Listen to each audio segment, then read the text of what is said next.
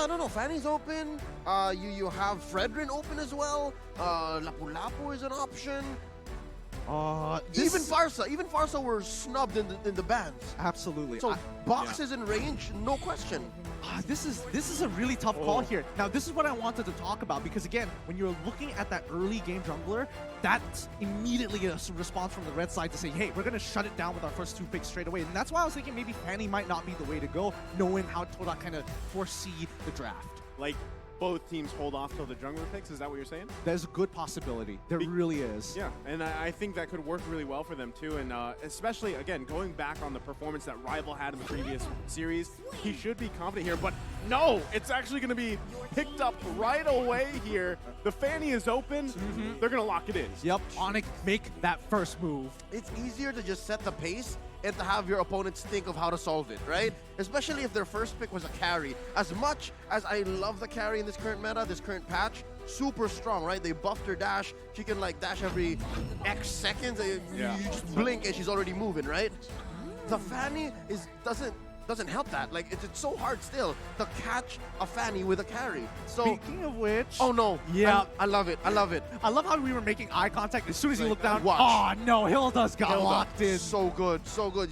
This Hilda on Yumski, I hope it's on Yumski, could also go into the hands of Momo in the XP lane. Regardless, it's going to give Kairi here such a hard time. It is going to give Kairi a bit of a hard time. We'll see. This is ONIC that we are talking about, and the first phase is done for Todak. Let's see the response coming in from ONIC. And speaking of which, I think ONIC Esports, especially from ONIC ID in particular, really just almost very close to a perfect blend of Indonesian and Filipino star power, all in one, which is kind of nuts. Yep, and in the star power, oddly enough, just comes from 2 main dudes, right? Coach and Kairi, and that's enough. Hey, let's not. I'm not taking credit away from Keyboy, man. He's got a place in my heart too. Oh, I like the ban. Like, I like the fact that the Hayabusa was banned out because before all this, I was like, you know, Rival had an amazing performance on the previous game, and it happened to be the Hayabusa, who, again, could have also gone in the hands of Kairi. But again, you leave that Fanny open, that's the pick, right? That's the pick he's going to go with. And as you guys mentioned, it is the perfect blend. And that's why, again, you've seen this Onyx Esports team really thrive with those additions, right? And that's something that nobody that is either a fan or maybe they're not a fan, but they can't deny that fact. Yeah, it just becomes inevitable. You can deny it.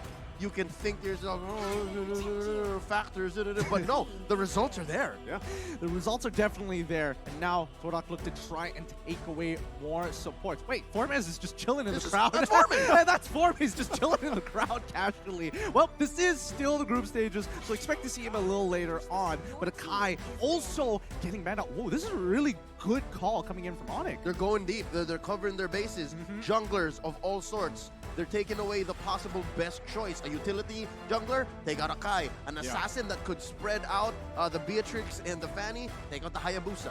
Maybe they want to, I don't know if this is going to happen, but maybe they want to play against that Fanny Ling in the jungle. That could happen. Because again, your options are, like you said, they're covering the bases, right? You have the assassins, you have those tanky junglers. There's the Cho being taken out here. So again, what is that option for Rival in the jungle? It's already very narrow as it is. Yeah. I think he still has a couple of options to really work with, but it needs to work. Coincidentally, it needs to work well with Momo in the EXP lane, right? Because they could take the angle of, hey, let's jump into the backline. We're specifically targeting this Beatrix, or maybe looking to have a hero that can force out farmers to use that call altar as soon as possible. Possibly thinking of a song. That's an XP laner, yeah. So we're looking at Momo more than Rival. It's going. The solution can come from either. Exactly. And let's not forget the classic Todak. They might even just whip out a Lunox into the jungle for fun. You know, you never know. It's not impossible that the carry could also go into the jungle. Yep. If you're looking at already Kairi hunting down the carry, it doesn't mind. I wouldn't mind it being a mirror match here, like just legit having them both farm up. But ooh, I can't believe that the Kadira was snubbed for. I'm not sure if it was banned in the next couple of matches, but we saw it game 1. Yeah. Blacklist in the hands of Haji, and then just again today to close up the night. Yeah, I think this is a really good pick, especially when it's up against someone So like good. Yves, and not to mention that when you are looking for that one-shot potential against these marksmen, no problem. If I'm not looking for Yves, I'm just going to make sure Chico doesn't get to play the game. Are we looking at is this a... where is the Faramis going in this case? Is it Keyboy? Is it a Rome Faramis? A Faramis? Yup. We just had a moment there. I'm sorry. is it Our eye contact is just through the or is roof it a right mid? now. Yeah. It could be a Kadira. mid. Either way. Either Yeah, way, they it's could still flip it. possible. Could be, correct, yeah. All right, now, I will mention that there is a possibility that both of them might take Rome boots, both looking for those, I don't know, it could be a dire hit for all I know, coming in from Kadida, and we're expecting, Faramis to be the one. We won't know just yet until we get into the game and look at the emblems. Now, Ling, and as well as Masha, very, very interesting. Masha, just the worst for marksmen, but Fredrin to be the shield of ONIC. Oh, this is, I wasn't expecting a Masha to pop up here already in day one, but I agree. Again, we were talking about spiciness, right? You can consider this a little bit of spiciness, right, for this last game of the day here. But like I expected too, it's going to be that Ling Fanny matchup here.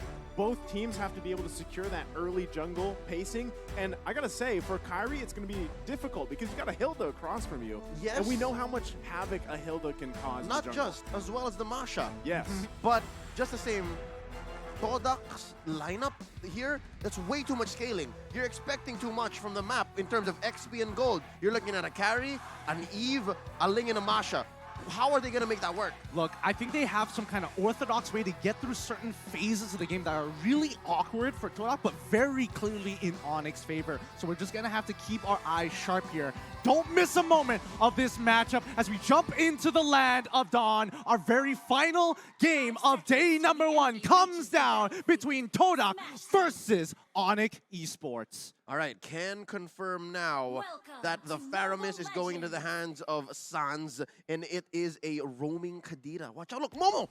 Oh, already. So soon. Yeah, so very That's the plan, early that's the on. game plan. That's exactly what you were calling. Kairi, though, first blood drawn by Yumski. And as we were saying, these two heroes alone are going to cause havoc for Kairi. What? What ult? I mean, What ult? Level 1. this is, they cheesed them. They sent Momo in as well. They let go of Momo's very first wave to pull this off. That's crazy. That's just nuts. What? How? How? It's all about the collapse. Again, Kairi is rocking the high and dry. He's expecting that there would be...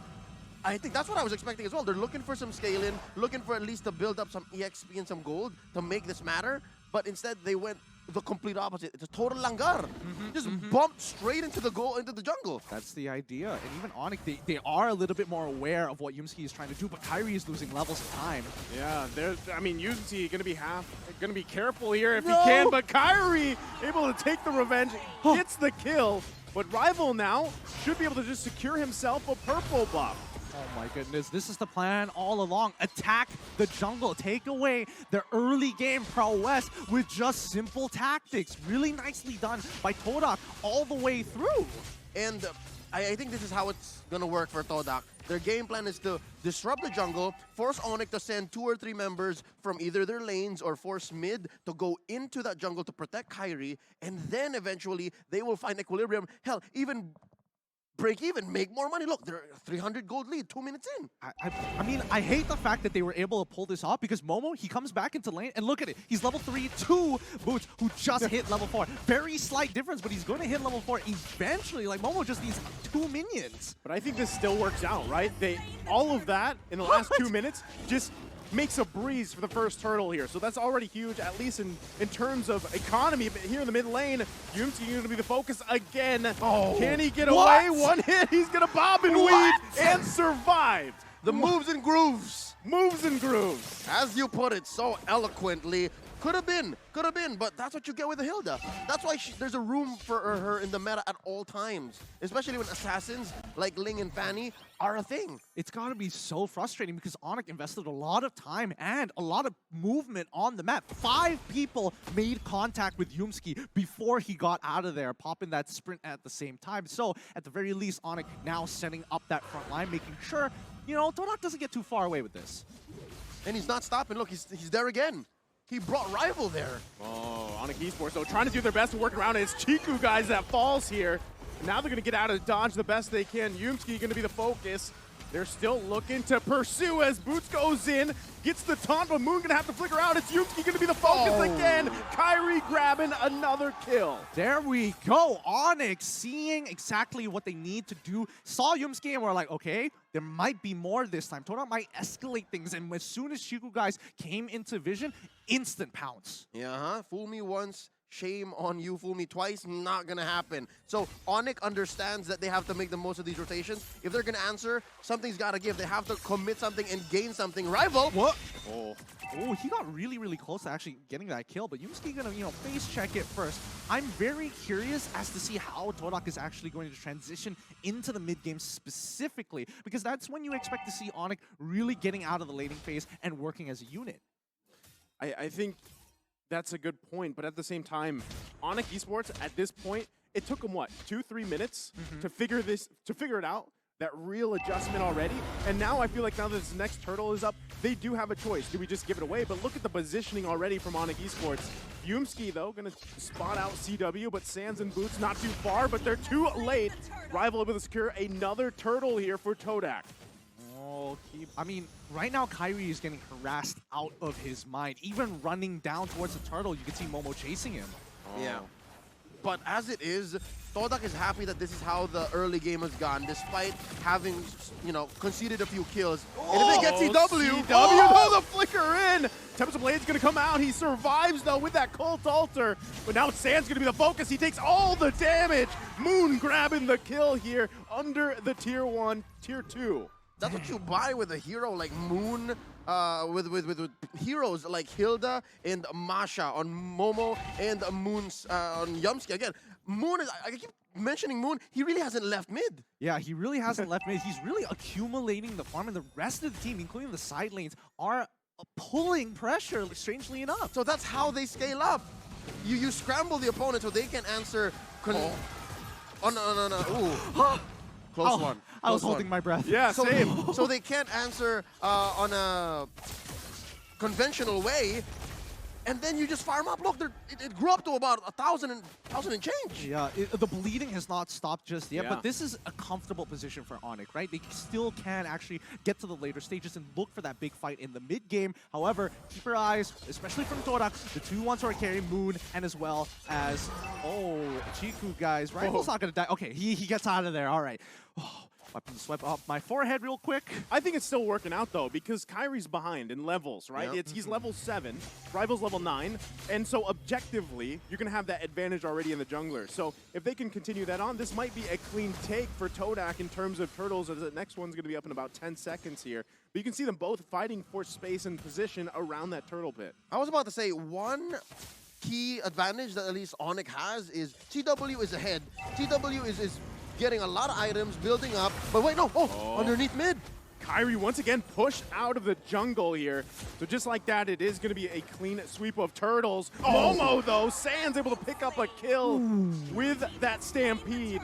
And there could be a small win here, but Yumski gonna fall as well. Kyrie able to get the killing spree, another kill for him in the jungle. Yeah, but they do translate into a turret down bottom, so eventually the farm will still keep rolling. I was saying, CW farming a little better than Chico guys, but we can't count out Chico guys. Chico guys just has that weird killer instinct, can come on any time, in any way. He can be 0, 6, and 2 and still carry from there. And especially when you're on a hero like Harry, that's definitely something you have to be very wary of, even if you're as tanky as Boots. Kyrie's still getting harassed as always, but it's tough with the composition that Todak has. Momo is not going to let him have fun, and neither is Yumski. Man, and just like that, I mean, there's turrets going down here. Finally, the second one in the game, both having won. So they're going to be working around with that space here, but still focus on the mid lane. Both these teams have the tools they need to win these small skirmishes leading up to that first Lord of the game. Looking at the items so far, it's looking pretty good for the side of Todak, but even then, ONIC, as soon as they're getting their second as well as their third items, we'll see the table start to shift in their favor if Todak loses that lead. Oh, look at this massive farm on both Rival and the Chico guys. CW though, I was wrong. CW's not farming as well as much. This is the first time we're seeing the item builds, and he just has Blade of Despair.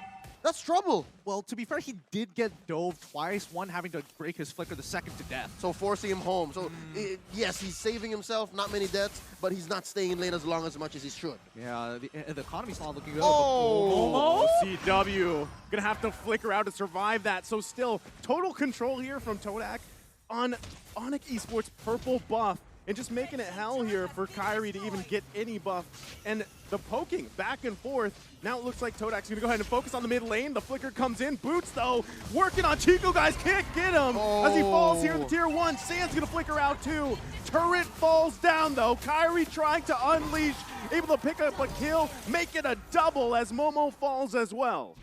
Already, the tables are slowly starting to turn. The gears for Onyx Esports, making it so much more of a problem for Todak. Boots, the shield of Onyx right now, must keep Todak in check. So here's what's going to happen. If Onyx continues on this path, there is a window wherein they are ahead. There is a window wherein they will say where the fights happen and how they happen. But eventually, Todak is going to have Yumski and Momo just diving up front, possibly Momo having his third Guardian helmet, and then he can just one-hit CW. Hell, maybe even one-hit Kyrie. It's that scary when we get into the late game. So I'm guessing there's a time frame of maybe about 4 or 5 more minutes before that can happen. I think that's good timing as well. And you gotta point out the fact too, Rival has just had a chill game. This is the most comfortable probably game you can have on this link, right? You're 0-0-0, almost 10 minutes in the game. You're gonna be able to work on these objectives the way you want. Meanwhile, it's the polar opposite for Kyrie. 5-1-1, but he's 3 levels down. But it's a good recovery, though, given the early game, what happened in the first 2 minutes.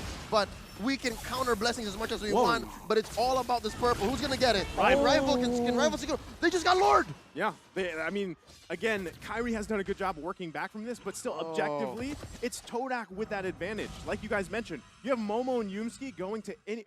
Actually, they can even split up each other if they want to, focusing on the back line, protecting the front, causing havoc here. And that's what we're seeing. It's tough for Onyx Esports. No, that's exactly it. Todak right now are doing their... Well, I wouldn't even say it's a split push, but they are doing cross-map plays while Yumski or even Momo is distracting them by purple buff, knowing how important it is for Kyrie specifically to get it. They know a contestation point, a choke point against Onyx. Yeah, the reason why the split is so easy for Todak is because Yumski and Momo can just do whatever they want. They can face off against 3 or 4 members and still get out alive. So that's why all the rest of the members of Todak are still farming elsewhere. They're pushing hard. They're going to get that taunt off, but still, it's only a turn that goes down. Kyrie from the backside, though, can't get a kill. It was almost there, but he's going to fall here. Boots, though, going to fall as well. Chico, guys, take it out, but it's a 1-for-3 trade. And now Todak knocking on the door of Onyx Esports. Oh. This is getting very sweaty already. One inhibitor has fallen. I was expecting maybe a second one here, but Onyx, they've got to be really careful here. They have to stop this bleeding now. That bottom lane inhibitor push is a leaking roof. That is permanent damage. Again, we were just talking about how Momo and Yumsi can go wherever they want. This makes it worse. You constantly have to send someone to clear that wave down bottom, or else you suffer a possible split push win. Boy, but once again, this contestation point, these high intensity areas, purple buff, Lord right now, and I'm guessing that Todak wants even more. They're gonna start going for the orange. I wonder if, like, how many purple buffs Kyrie has actually been managed to get this game. That's actually a really good point. I don't know if that's the first one, maybe it's the second, but he hasn't had many opportunities to take it. So finally, but still, even 12 minutes in the game, you can see how much pressure is being put there on that crucial buff here for Onyx Esports. For sure. And I think, let's keep in mind, let's have a look at the replay one more time for that fight, because even though Onyx looked like they had the initial upper hand, it turned around so quickly once Momo got into the fight. Very key. Watch where Chico guys is and how many heroes from Onyx he had on him before he eventually died. But do the math, folks. Do the math. 1-for-3. Take that trade any day. Any day for sure. But Todak, with a 5.5k lead here, it's only going to be fruitful for... Whoa! Yo, where did half of his life go? I mean, he is 5-2-2. He has high and dry. Correct. Right? And then Rival was alone, so it makes sense. But like Rival's got like 10k on Kyrie, who's like 3k down, and he's you also know 2 levels ahead of him. Yeah, 2 levels ahead. I would imagine you would do like a quarter at the very least. Could be the items. And Again, I didn't see where Kyrie came from. He was going at full speed, but could also be a factor as to how much damage he was dealing. Oh Yeah. boy. All right. And then these Lings, they don't build any defense items at all. Oh, that's a good point. Yeah. That is a good point. Pop him, glass cannon. Well, let's see whether the glass cannon is going to be enough for this interaction. Yet again, purple buff going to be choked out here. Onyx Esports still fighting for it, but it's going to ultimately be taken away. Momo and Yumski doing exactly what we painted the picture here. Yep. Keyboy, though, waiting patiently, because now that the Lord is up, this could be a crucial pickoff if Keyboy can find it, as he waits patiently in that bush for now, but Todak not even going to enter that area. Oh my goodness, is somebody going to check it? Can he get hit? Rival's going to be in trouble. Gets the Tempest Blades out. And now Keyboy is going to be the one punished You're here. kidding. What a play coming out from Rival. You're kidding. That didn't one-shot him. What's going on? He had everything, even Magic Worship. He played it perfectly. At this point, Keyboy hasn't really farmed up, couldn't stay in the lane, get the XP, get the gold that he needed. He just could not. And you're looking at Rival who's at level 15, level 14. Keyboy's at 11. Just the base stat growth just made the difference. It really did. And I mean, right now at the 42K mark, they are clearly at an item power spike against ONIC, who's at 37. They just need a little bit more time to catch up. But with this Luminous Lord, I don't know. We're expecting to see at least another inhibitor turn, or at the very least, a 5v5 fight. Yeah, I think, you know, as this Lord marches down on the bottom side, Onyx Esports is still, even with this defense, they're going to have their work cut out for them, because what you're seeing is just engage after engage. And Keyboy, I mean, look how tanky Yusuke is. He's going to get dragged with the Stampede here behind enemy lines, but should be able to bob and weave out of there. They do lose that mid-turret, though. They're not even going to wait for the Lord here, as Todak is into the base of Onyx Esports. Lord has made his way to the base. They lose that mid lane. And now they're going to lose more resources here, but Momo doing exactly what he needs to do. Kyrie trying to poke down anybody that he can. Lord should go down shortly. They might look to end it here. It's still hitting the base. Tempest Blade's going to be popped. Yumski, though, quite low. And for now, Onyx Esports able to hold on. World-class defense coming up from Onyx Esports. Incredible! Oh, run, Moon, run! And what a clapback. 3 for 2, and Onyx is still breathing. So exactly how did that happen? All right, first up, I think Boots got a solid taunt and put down the members of Todak to a very acceptable level for Kyrie to clean up. Plus the pulls from Sans, who actually is doing great. I'd like to see what Sans is building here. Again, the replay coming up in just a couple seconds here. They were underneath the crystal, so best believe there was a lot of free turret hits, right? So here, look, watch Boots, watch Boots. Oh! See? Got her Appraisal's Wrath. You're right. The Appraisal's Wrath really making the difference, chunking out a lot of the members. But even prior to this, the fact that they were pulling the Lord's attention to minimize its damage on the crystal, making all the difference. That was key. Oh, they're still going to be going for it. It's CW, though, that falls here to Yumski. Now Rival on the hunt for Sans. Can he grab the kill? Gets the Cold Altar down. Tempest Blade's going to be popped here, and it's Shiku, guys. Taking out Kyrie. Going to flicker in and gets Keyboy as well. Todak is looking to end the game here in a huge match for Onyx Esports. And now they're going to wait for that wave to come in. Rear road manipulation going to come down. Boots trying to do his best to stall out. But now the wave's going to be charging in.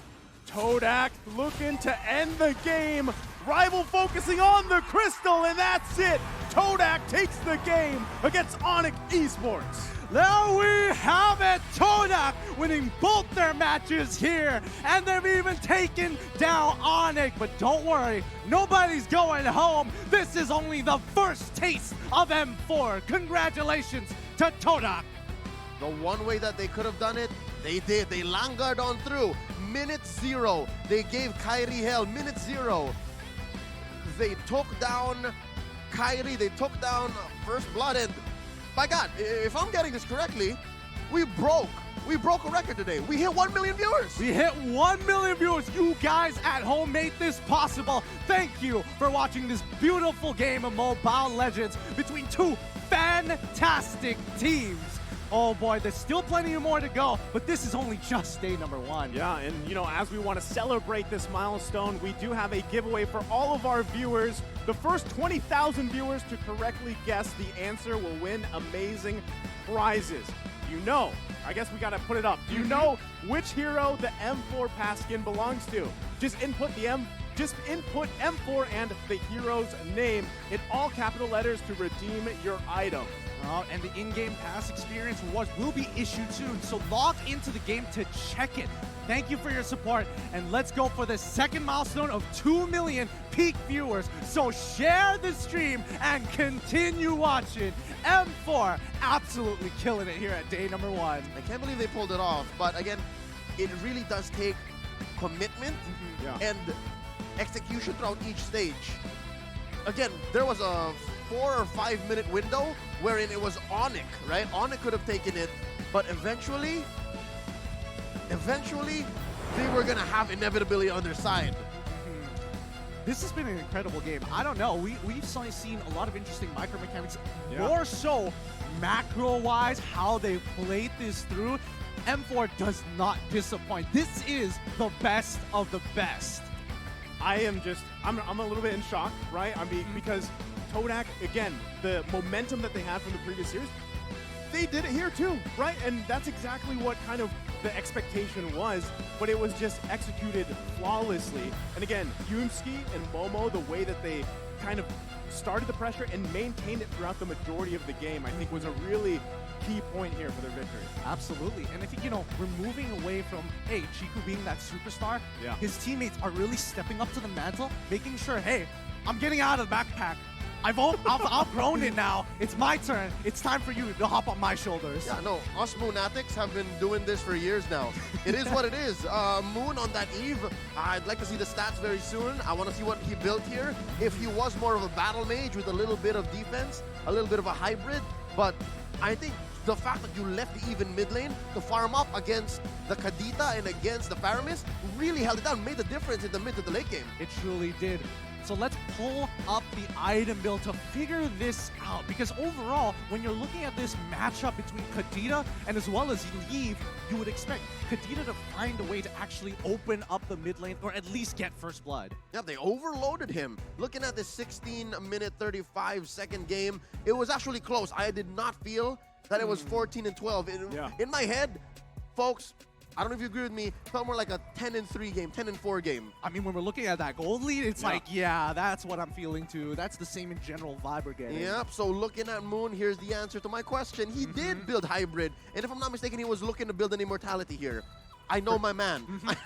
I know my mid laner. But again, Momo and Yumski, that's who we're looking at. 0, 4, and 10. 3, 3, and 6, they made the necessary sacrifices, and we talked about it, right? That third Guardian helmet. He was gonna pop either CW, pop Kyrie, and let's see, Rival. See, nothing, no defense items at all. I'm not sure when that Rose Gold Meteor came out. If it was when Keyboy was trying to get him, hit him with a one-shot combo.